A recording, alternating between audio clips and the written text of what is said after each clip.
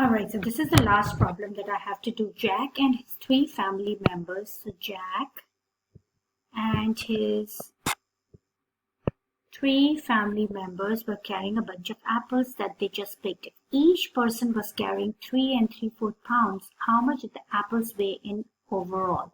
So this would be my expression because of Jack and his three family members. So there are 4. Now we have 4 over 1. We always like to make it a fraction because that is easy. Now this is written in mixed numbers, so I need to change this into an improper fraction, which is 4 times 3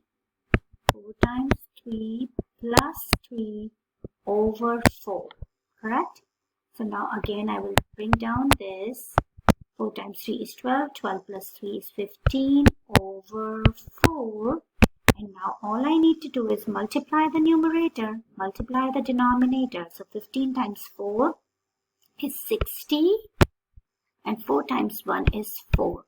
Now I can use my calculator and see, I use my calculator and see what is, bring the calculator this side, 60 divided by 4. So let's clear all this first. 60 divided by 4 was 15. So equals 15. That means how much did the apples weigh overall? The apples weigh 15 pounds. Always remember to label. So it's 15 pounds.